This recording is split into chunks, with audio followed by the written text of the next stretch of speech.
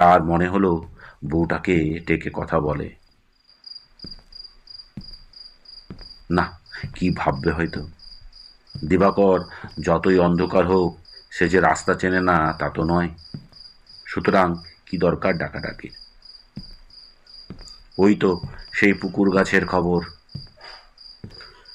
খর খর আওয়াজ, তার মানে চলে আসা।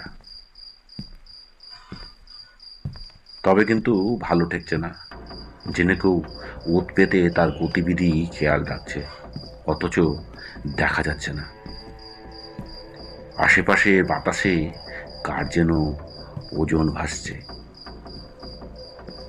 ফস করে শব্দে দেশলাই জ্বালালো দিবাকর।